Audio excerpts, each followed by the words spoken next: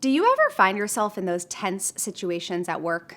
Maybe there's some sort of irritation or frustration in the air, and you're tempted to acknowledge it, but you also hesitate to do so because you're afraid that saying something would only make the situation worse. So instead, you just either ignore the elephant in the room and hope that someone else acknowledges it, or that it just goes away on its own. Because if so, you're not alone, and this blog post is for you. As I think you know by now, I come from an acting background, and my first professional acting gig was playing one of Tevye's daughters in the national tour of Fiddler on the Roof. It was quite an adventure, and a major part of that adventure was spent on a bus with 40 other people, trekking across the country, often multiple times a week. And don't get me wrong, it was a wonderful group of people, and an awesome experience. But spending that kind of time with anyone in a confined space when you're already getting up at the crack of dawn every morning to lug your suitcase across a parking lot after a late show the night before can become a bit much, no matter how great the group is. And we set off on this tour in October, and I distinctly remember that by the time we got to February, we hit this point where the newness of the experience had worn off, and there was a budding sense of irritation in the air. Maybe it was because we had a lot of one-off shows that February, meaning we only did 1 or 2 shows in a city before packing up and trekking somewhere new. Or maybe it was because we were playing theaters up north in places like Fargo, North Dakota, where it was so cold, it felt like taking a deep breath could turn your lungs to ice. But for whatever reason, we all became a little frosty, if you know what I mean.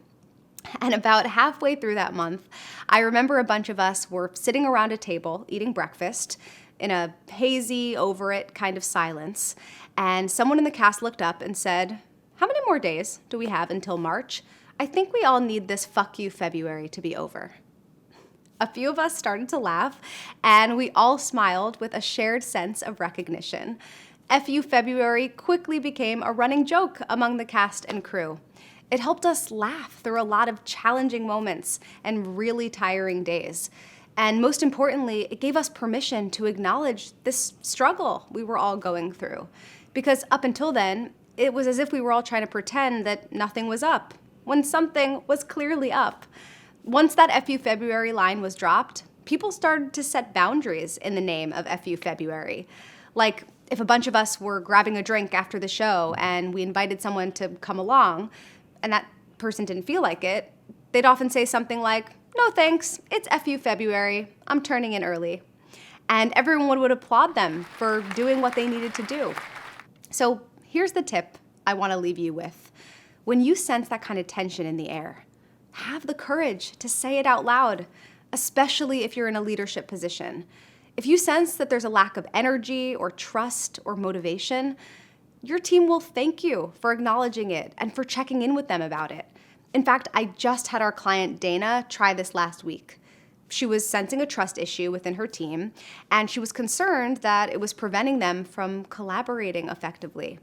She had the impulse to address it, but she also felt unsure of how to address it in a productive way.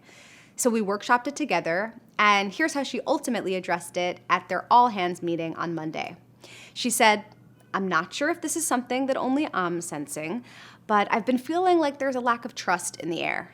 And I think it makes sense, since as a team, we dropped a couple balls last month, but I'm just wondering, without naming names, is anyone else feeling this way?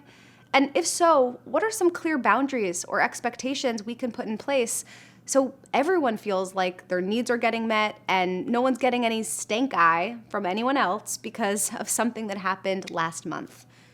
I mean, come on, who wouldn't want to work with a leader like that? That's an exceptional communicator right there. So I'm curious, what do you think? This willingness to acknowledge a funky feeling in the air and check in with others to see if they're feeling it too. Are you up for it? And how can you initiate conversations around boundaries and expectations so that people don't feel weird for feeling the way they do and are more willing to work together during challenging times? Leave a comment below and let me know. And if you could benefit from workshopping moments like this, moments where you have to be really intentional about how you're phrasing certain messages or how you're coming across under pressure, head on over to selfspoken.com/pup or click the group coaching tab at the top of our website. You'll learn more details about our Presence Under Pressure group coaching program.